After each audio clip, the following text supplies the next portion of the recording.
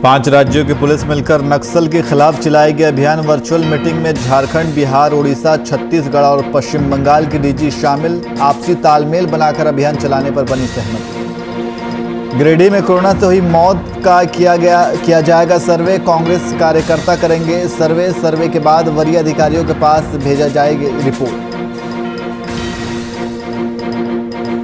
वहीं गिरिडीह के प्राथमिक विद्यालय की अवैध कब्जा मौके पर पहुंचकर भाकपा माले टीम ने ग्रामीणों से हासिल की पूरी जानकारी। अवैध कब्जे के खिलाफ आंदोलन का लिया फैसला।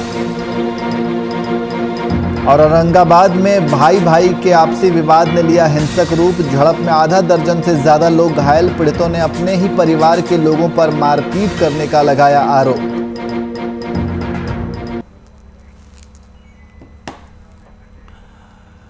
नमस्कार, मैं नियाज खान और आप देख रहे हैं वीआईपी न्यूज। अब सीधे रुख करते हैं खबरों की ओर। 5 राज्यों की पुलिस अब मिलकर नक्सल के खिलाफ अभियान चलाएंगे। झारखंड और उसके पड़ोसी राज्यों में पुलिस का समन्वय बेहतर हो, इससे लेकर बीते दिन वर्चुअल मीटिंग की गई। इस मीटिंग में तय हुआ कि राज्य के सीमावर्ती इलाकों के थाना प्रभारी और डीएसपी में बेहतर तालमेल के लिए समय समय पर बैठक होनी चाहिए। वहीं नक्सल अभियान चलाकर उड़ीसा के डीजी की अध्यक्षता में झारखंड, बिहार, उड़ीसा, छत्तीसगढ़ और पश्चिम बंगाल के डीजी और मुख्यालय स्तर के तमाम अधिकारी शामिल रहे।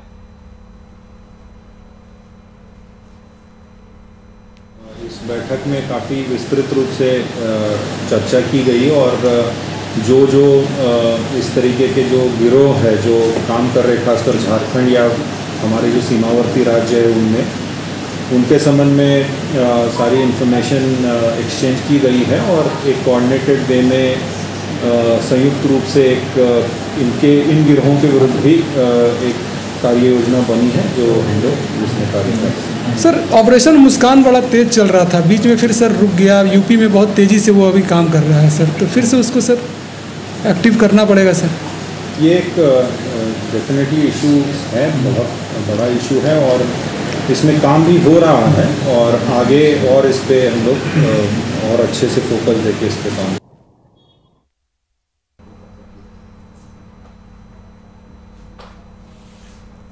और इसी खबर पर अधिक जानकारी के लिए हमारे संवाददाता शुभम कुमार हमारे साथ फोनलाइन पे मौजूद हैं। शुभम, नक्सल के खिलाफ अभियान को लेकर के बैठक की गई, बैठक में क्या कुछ फैसला लिया गया? बिल्कुल नियाज, देखिए, नक्सल पर नकेल कसने के लिए एक बड़ी बैठक बुलाई गई और गृह मंत्रालय के निर्देश पर 5 राज्यों के डीजीपी को इस बैठक में शामिल किया गया और वर्चुअल माध्यम से इस बैठक का पूरा संचालन किया गया।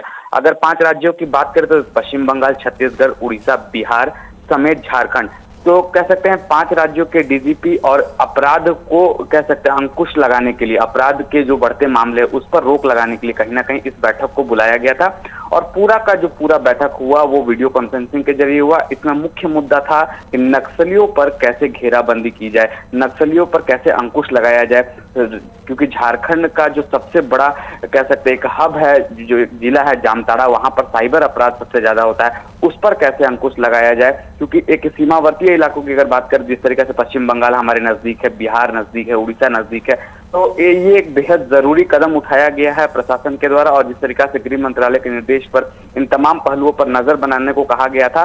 और कह सकते हैं इस बैठक के बाद अब कुछ जमीनी हकीकत धरातल पर नजर आएगी और नक्सलियों की घेराबंदी अब राज्य की पुलिस करते हुए भी नजर आ सकती है। जी, तो इस जो मीटिंग में क्या रणनीति क्या बनाई है, किस तरीके से इस अभियान को अंजाम दिया जाएगा? देखिए, अगर रणनीति की बात करें तो इस बैठक के दौरान नक्सलियों को कैसे सीमावर्ती इलाके से मदद मिलती है उन तमाम पहलुओं पर नजर बनाने की जरूरत है। और दूसरी महत्वपूर्ण बात करें इस बैठक को लेकर तो इस बैठक में साफ तौर पर निर्देश दिया गया है कि सीमावर्ती इलाके में जितने भी थानेदार हैं और जितने भी थाना प्रभारी हैं उन सभी की बैठक कह सकते हैं हर एक अंतराल के बीच होगी और कहीं ना कहीं इस बैठक का पूरा संचालन राज्य के डीजीपी करेंगे, चाहे वो बिहार की बात कर ले, चाहे वो झारखंड की बात कर ले, उड़ीसा की बात कर ले। तो सभी राज्यों के जो डीजीपी रहेंगे वो लगातार थानेदारों के संपर्क में रहेंगे। आए दिन वर्चुअल मीटिंग चाहे ऑफलाइन मीटिंग भी हो सकती है और इसको लेकर एक बड़ी कदम उठाने की फिराक में है राज्य सरकार से लेकर केंद्र सरकार, क्योंकि जिस तरीका से साइबर अपराधियों का जो तांडव पूरे देश में देखने को मिल रहा है और कई ऐसे बड़े घराने भी इसका शिकार हो रहे हैं। तो कहीं ना कहीं इस पर नकेल कसने के लिए सरकार के द्वारा ये कदम उठाया गया है और आगे की रणनीति क्या होगी ये तो आने वाला वक्त बताएगा। लेकिन अब कह सकते हैं झारखंड से लेकर बिहार की अगर बात करें, चाहे छत्तीसगढ़ की बात करें, नक्सलियों की खैर नहीं है। नक्सलियों पर पूरा का पूरा नकेल कसने की तैयारी में है केंद्र सरकार से लेकर राज्य सरकार की जिला प्रशासन। जी शुभम, बहुत बहुत शुक्रिया तमाम जानकारी के लिए।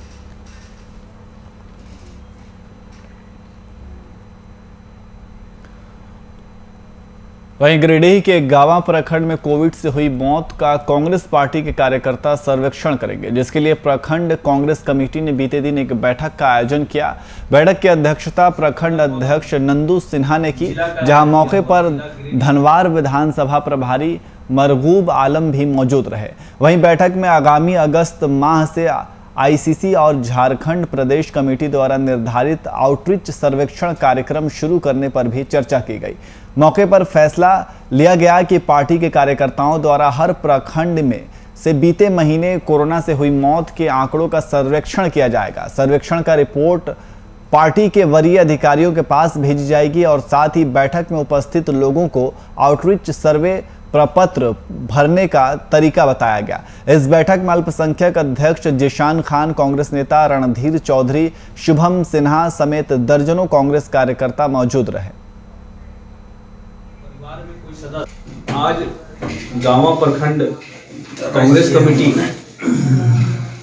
के अध्यक्ष श्री नंदू सिन्हा जी के अध्यक्षता में एक कार्यक्रम जो कि एआईसीसी से निर्धारित हुआ है, आउटरीच, जिसमें प्रखंडवार 10 कोरोना योद्धा को चिन्हित कर उन कोरोना योद्धाओं से आउटरीच कर कार्यक्रम का सर्वे पत्र जो है फुलफिल करवाना है, उसको भरवाना है, ताकि सरकार के पास सही आंकड़ा यहाँ से जा पाए, हर ब्लॉक से जा पाए और किसको कौन किस एरिया में किस प्रखंडवार ये डाटा सुचारू रूप से निकले इस सर्वे पत्र को भरने पर कि किस प्रखंड में कितने लोग संक्रमित हुए और कितने लोगों की मृत्यु हुई, इसका सही आंकड़ा मिल पाए।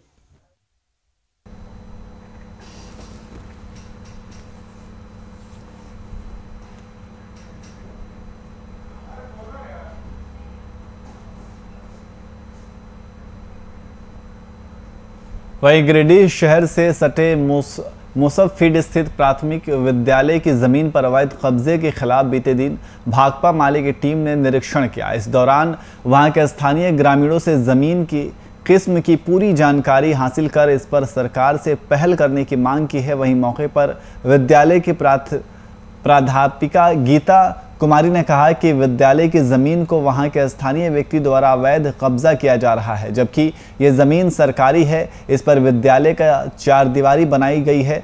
वहीं इधर भाकपा माले की टीम में निशांत भास्कर और प्रीति भास्कर की अगुवाई में वहां के शिक्षकों और ग्रामीणों से इसकी जानकारी ली और इसके खिलाफ आंदोलन करने की बात कही गई है। भाकपा माले से और आज हमें एक सूचना मिली थी भाकपा माले को कि एक सरकारी ज़मीन है हरिचक स्थित मौसफडी में एक स्कूल है उत्क्रमित मध्य विद्यालय। तो हम लोग आज भाकपा माले की टीम आई हुई थी और ये हम जानकारी चाह रहे थे कि क्या शिकायत है इनकी। हमने शिकायतकर्ता जो यहाँ की प्रधानाध्यापक हैं मिसेस गीता जी, उन्होंने बताया कि इस ज़मीन में कुछ खेल का मैदान है। इस खेल के मैदान में जहाँ बच्चे खेलते हैं उस ज़मीन को कुछ लोगों द्वारा कब्जा किया जा रहा है, घेराबंदी किया जा रहा है, जो कि गलत है, गैर कानूनी है। ये ज़मीन उनके अनुसार ये ज़मीन सरकारी है, गैर मजरूआ है।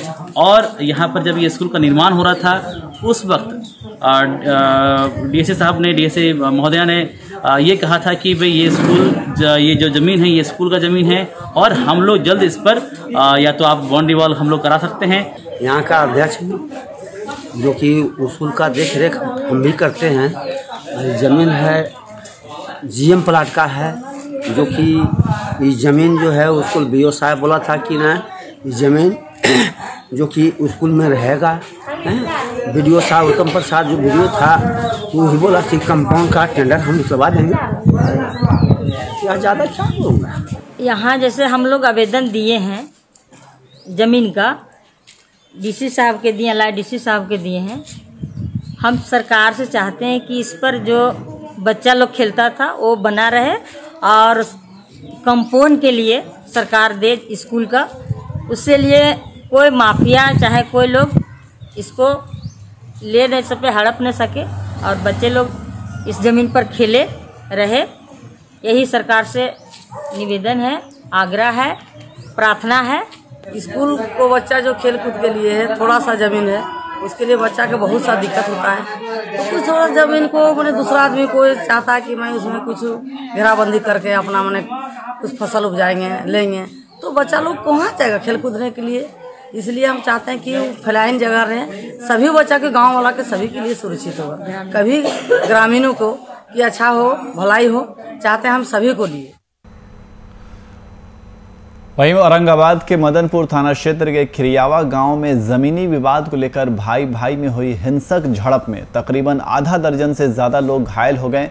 सभी घायलों को ग्रामीणों के सहयोग से मदनपुर सामुदायिक स्वास्थ्य केंद्र लाया गया, जहां उनका इलाज चल रहा है। वहीं घटना की सूचना मिलते ही मदनपुर थाना की पुलिस मौके पर पहुंचकर प्राथमिकी दर्ज करते हुए मामले की तहकीकात में जुट गई है। पीड़ितों ने अपने ही परिवार के लोगों पर मारपीट करने का आरोप लगाया है, जिसमें 2 लोगों को नामजद अभियुक्त बनाया गया है। घर में घींच के मारा है तीनों के, चारों के। लड़ाई किस लिए हुई? लड़ाई हुआ इसलिए जमीन के बारे में हुआ है कि बोल रहा है कि तू टेक के दे, आधा हिस्सा लगा के तू टेक के दे। सर हम 2 महीना हुआ है शादी कर ले लड़की के, हमको पास रहेगा था ना हम उसको टेक के दे। हम बोले कि तुमको जमीन है तू अपना टेक लो, हमको उससे कोई मतलब ना है। कौन मारपीट किया? गोतनी की लड़का, गोतनी।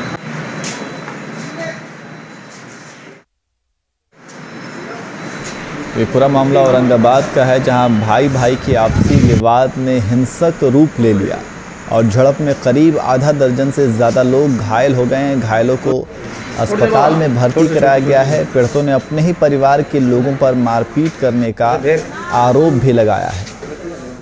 तो झड़प में करीब आधा दर्जन से ज़्यादा लोग घायल हो गए। वहीं मुंगेर में तारापुर पुलिस ने मोटरसाइकिल चोर गिरोह का पर्दाफाश किया है। वहीं गुप्त सूचना के आधार पर टेलडीहा मोड़ के पास छापेमारी कर 3 चोरी की मोटरसाइकिल के साथ 3 चोर को गिरफ्तार किया है। पुलिस ने मुन्ना, हसन और सुनील को इस मामले में गिरफ्तार किया है। फिलहाल पुलिस इन तीनों चोरों का आपराधिक इतिहास खंगालने में जुटी है। कल दिनांक 28/6/2021 को गुप्त सूचना मिली कि कुछ मोटरसाइकिल चोर मोटरसाइकिल के साथ टेलडीहा मोड़ के पास खड़े हैं। इस सूचना पे थानाध्यक्ष तारापुर के द्वारा शीघ्र कार्रवाई की गई और 3 चोरी की मोटरसाइकिल के साथ 3 लोगों को गिरफ्तार किया गया है, जिसमें एक महिंद्रा की गाड़ी है, एक होंडा की गाड़ी है और एक हीरो होंडा की गाड़ी है। मुन्ना, हसन और सुनील 3 लोगों को गिरफ्तार किया गया है। एक गाड़ी मुफस्सिल थाना की लूट की गाड़ी भी जांच में पाई गई है, जो वर्ष 2014 में मुफस्सिल थाना से लूटी गई। इन सबों के विरुद्ध प्राथमिकी दर्ज कर कार्रवाई की जा रही है।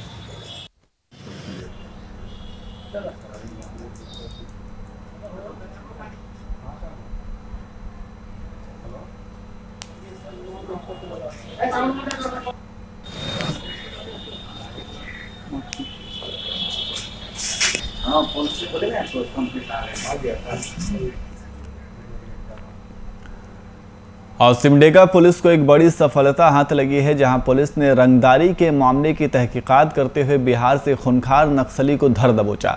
बताया जा रहा है कि सिमडेगा पुलिस के तकनीकी सेल और जाबाज अफसरों द्वारा ये सफलता हासिल की गई है। इसी कड़ी में सिमडेगा एसपी ने एक बड़े नक्सली को गिरफ्तार करने के लिए सिमडेगा पुलिस टीम को नगद पुरस्कार से पुरस्कृत किया। पुलिस निरीक्षक सह थाना प्रभारी सिमडेगा, थाना प्रभारी पाकरटाड़ के नेतृत्व में विशेष पुलिस टीम गठित की गई, जिसने सूचना तंत्र आधारित छापामारी के लिए रांची होते हुए बिहार राज्य के अरवल के लिए कूच किया और यह टीम अंत में पालीगंज थाना क्षेत्र पटना जिला जा पहुंची। 3-4 दिनों के अथक प्रयास के पश्चात सिमडेगा पुलिस ने पटना जिला अंतर्गत खीरी मोड़ थाना के इमामगंज बाजार जामहारू निवासी लंबा, गोरा और हट्टा कट्टा गणेश प्रसाद उर्फ गणेश शाह उर्फ हिप्पी को पालीगंज बिहार के अतिरिक्त पुलिस बल के साथ पालीगंज थाना क्षेत्र के उदयपुर अंकुरी में धर दबोचा। तलाशी के दौरान लेवी ब्यौरा पुर्जा मिला। लेवी के लिए प्रयुक्त 2 मोबाइल सेट भी जब्त किए गए। पूछताछ के दौरान गणेश प्रसाद उर्फ गणेश शाह उर्फ हिप्पी ने पाकड़ थाना से संबंधित फोन पर धमकी देकर लेवी मांगने का अपराध स्वीकार लिया। वहीं 2014 में केंद्र में बीजेपी की सरकार बनने के बाद प्रधानमंत्री नरेंद्र मोदी उसी साल 11 अक्टूबर को लोक नायक जयप्रकाश नारायण की जयंती पर सांसद आदर्श ग्राम योजना की शुरुआत की थी। योजना तो जोर शोर से बनी, लेकिन कई गांवों में यह धरातल पर नहीं उतर सकी। चतरा में साल 2020 में बीजेपी सांसद सुनील सिंह ने मयूरहंड प्रखंड के हुसिया पंचायत को गोद लिया था। इसे आदर्श ग्राम के रूप में विकसित करने का लक्ष्य भी रखा गया, लेकिन करीब 1 वर्ष बाद भी स्थिति जस की तस है। इस पंचायत के लोग आज भी सड़क, स्वास्थ्य, शिक्षा और सिंचाई जैसे मूलभूत सुविधाओं से महरूम हैं। वहीं जब इस मामले में बीजेपी जिलाध्यक्ष से बात की गई तो उन्होंने गांव में बुनियादी सुविधाएं बहाल करने की कवायद तेज करने की बात कही है और कहा कि यहां जल्द विकास होगा। आदरणीय सांसद सुनील कुमार सिंह जी मयूरहंड प्रखंड के हुसिया पंचायत को गोद लिए हैं और अपने आदरणीय सांसद सुनील सिंह जी कई बार उस पंचायत का भ्रमण किए हैं और वहां जाकर के आम नागरिक के जो मूलभूत आवश्यकता है उसकी पूर्ति के लिए वे संकल्पित हैं और प्रशासनिक अधिकारियों के साथ भी इस विषय पर उन्होंने कई दौर की बात की है। उपायुक्त चतरा का भी उस पंचायत में दौरा हुआ है। जब चुनाव का टाइम आता है तब कहते हैं बोल नहीं ये देंगे वो देंगे ऐसे देंगे वैसे देंगे। जब ले लेते हैं सब कुछ कलेक्शन में खड़ा होके तब कुछ दमे नहीं रहता है। अगला पास कुछ दम नहीं रहता है। क्या रहता है, खाली हाथ जोड़ के खड़ा हो जाते हैं। बोल नहीं ये दे देंगे तो वो दे देंगे। और क्या चीज का व्यवस्था है? कोई चीज का व्यवस्था नहीं है, कुछ नहीं है। पानी का व्यवस्था भी नहीं है, अस्पताल नहीं है, बैंक नहीं है, कहाँ है? भी आए हैं, देखिए यही है किसी अपना गोद लिया हुआ क्षेत्र हुसिया पंचायत का। रोड का देखिए, सड़क निर्माण यही है। बड़े बड़े इलेक्शन के टाइम में बड़े बड़े बात बोल के गए, ये कर देंगे, पानी की व्यवस्था है, सड़क का व्यवस्था है, कुछ भी नहीं है। देखिए यहाँ जनता कैसे चल रहा है। हुसिया पंचायत के गोद लिए हुए हैं संसद जी हमारे, और अब तक रोड नहीं बनाए हैं, ना कुछ बनाया है, ना हम लोग को कुछ आने जाने का सुविधा है। कोई एक भी प्रतिनिधि भी नहीं आया अभी तक, कोई देखने तक भी नहीं आया है। देखिए सब आ रहा है, जा रहा है, गिर रहा है। बताइए हम लोग कैसे चलेंगे? ताल तो हुसिया पंचायत में है ही नहीं।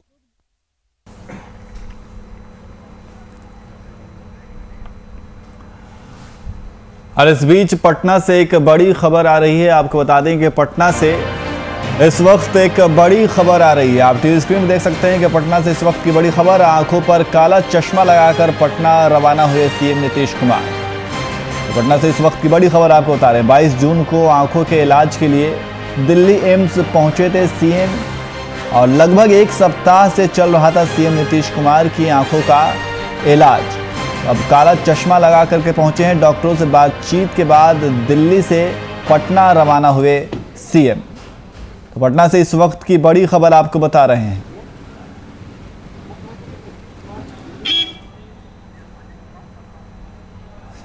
और इसी खबर पर अधिक जानकारी के लिए हमारे संवाददाता अनिल कुमार हमारे साथ फोन लाइन पे मौजूद हैं। अनिल, क्या कुछ जानकारी है? जी बिल्कुल, अगर बात करें हम तो 22 जून को लगभग सूबे के मुख्यमंत्री, बिहार के मुख्यमंत्री नीतीश कुमार अपने आंखों का इलाज कराने दिल्ली एम्स पहुंचे हुए थे। वहां पे उन्होंने अपने 1 सप्ताह के कार्यक्रम के अनुसार डॉक्टरों के सलाह परामर्श के बाद अपने दोनों आंखों का ऑपरेशन, सफल ऑपरेशन करवाया है। उसके बाद आज वो दिल्ली से पटना के लिए रवाना हुए हैं। तो ऐसे में कहा जा सकता है कि अगर बात करें हम तो मंगलवार को डॉक्टरों ने साफ तौर पे ये कहा कि अब बिल्कुल उनकी आंखों का सफलतापूर्वक ऑपरेशन हो चुका है, अब वो बिल्कुल ठीक है, जिसको लेकर वो कहीं ना कहीं अब आज बुधवार को वो दिल्ली से पटना के लिए रवाना हो रहे हैं। आंखों पे काला चश्मा है और वो अपने आवास से वहां दिल्ली आवास से निकलकर एयरपोर्ट के लिए रवाना हो गए हैं। अब कुछ ही देर में अगर बात करें हम तो वो पटना एयरपोर्ट पहुंचेंगे, जहां पे उनका भव्य स्वागत होगा, उनको सारे प्रिकॉशंस के साथ उनको उनके आवास तक पहुंचा दिया जाएगा। जी अनिल, बहुत बहुत शुक्रिया तमाम जानकारी के लिए। तो काला चश्मा लगाकर सीएम नीतीश कुमार पटना के लिए रवाना हुए हैं। आप तस्वीरों में देख सकते हैं कि किस तरीके से वो दिल्ली एम्स अपने आंखों का इलाज करवाने के लिए गए थे और अब उनकी आंखों का इलाज हो चुका है। डॉक्टरों के परामर्श के बाद अब वो पटना रवाना होने वाले हैं। तो पटना से इस वक्त की बड़ी खबर आपको बता रहे हैं। आप तस्वीरों में देख सकते हैं कि किस तरीके से काला चश्मा नीतीश कुमार ने लगाया हुआ है। आंखों का इलाज जो है वो पूरा हो चुका है। डॉक्टरों से परामर्श के बाद अब उन्हें छुट्टी दे दी गई है और वो कुछ ही देर के बाद वो पटना पहुंच जाएंगे।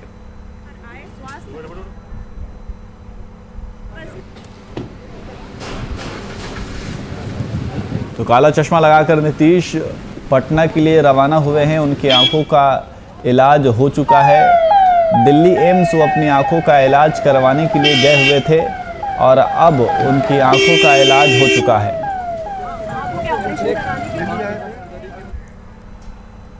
वहीं स्वास्थ्य विभाग कोरोना की वैक्सीन लगवाने के लिए लाखों करोड़ों रुपए प्रचार में खर्च कर रहा है और साथ ही लोगों को वैक्सीन लगवाने के लिए तरह तरह से जागरूक भी कर रहा है। स्वास्थ्य मंत्री से लेकर आला अधिकारी तक वैक्सीन की उपलब्धता का दावा कर रहे हैं, लेकिन ये दावे उस समय खोखले साबित होते हैं जब लोग केंद्रों पर वैक्सीन लगवाने के लिए जाते हैं और उन्हें वैक्सीन ना होने की बात कहकर वापस लौटा दिया जाता है। ऐसा ही एक मामला ऊंचाहार CHC में देखने को मिला। जब CHC पर रजिस्ट्रेशन करा चुके लोग वैक्सीन लगाने पहुंचे तो वहां मौजूद नर्स ने वैक्सीन ना होने की बात कहकर वापस लौटा दिया, जिसके बाद केंद्र पर पहुंचे लोगों में नाराजगी दिखी। आज 80 डोज थी, 80 डोज लग गई है, ठीक है, और वैक्सीन किसी कारण से जिले से हमें उपलब्ध नहीं हो पाई है, ठीक है। आश्वासन दिया गया कि कल उपलब्ध हो जाएगी, तो परसों फिर सेशन चाहिए। वैक्सीनेशन हो रहा था मॉर्निंग में जी, वैक्सीन खत्म हो गई है अभी जी। तो अब जो लोग आ रहे हैं इनका तो रजिस्ट्रेशन है, बता रहे हैं कि मेरा रजिस्ट्रेशन था जी। रजिस्ट्रेशन है बट हमारे पास वैक्सीन होगी तभी हम वैक्सीन लगाएंगे जी। वैक्सीन नहीं है हमारे पास, कोविशील्ड खत्म हो गई, कोवैक्सीन लग रही सेकेंड डोज। अच्छा जी। हम सब इंजेक्शन लगवाने के लिए आए थे, यहाँ पर भी गए थे और अंदर में हॉस्पिटल है वहाँ पर भी गए थे। हाँ। आज 2-3 दिन 4 दिन से भटक रहे हैं सर, लेकिन कोई इंजेक्शन लगवाने के लिए कोविड कोरोना का जी। तो क्या पहले से रजिस्ट्रेशन कराया था आपने? हाँ सर, रजिस्ट्रेशन भी कराया है। पहले तो लोग बोला कि ऐसे जाओ ऐसे मिल जाएगा, हाँ। चाहे तो लोग भगा दिया। फिर हम बोले जाकर कंपनी में तो हमको कागज बना के दिया, हाँ। फिर कागज बना के लेकर आए हैं तो फिर भगा रहा है लोग। क्या कह रहे हैं? बोल रहा है कि जाओ वैक्सीन खत्म हो गया, और सैल्यूट भी अच्छा से नहीं, बात भी अच्छा से नहीं करता है लोग। लगता है कि मतलब जो अपने घर से ही लो दे रहा है लोग। तो दिक्कतें भी आ रही होंगी आपको? अब दिक्कत तो आ रही है सर, 5-7 किलोमीटर से साइकिल चला कर आ रहे हैं, फिर जा रहे हैं। वो भी हम लोग का टैंक के अंदर में काम है सर, सुबह से ड्यूटी मेरा टैंक के अंदर में पड़ा हुआ।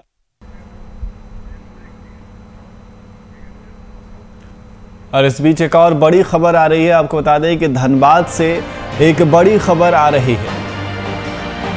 तो खड़े ट्रक को बस ने मारी जोरदार टक्कर। धनबाद से इस वक्त की बड़ी खबर आपको बता रहे हैं, जहां खड़े ट्रक को बस ने टक्कर मार दी और इस हादसे में 40 से 50 यात्री घायल हो गए हैं और 4 की हालत गंभीर बताई जा रही है।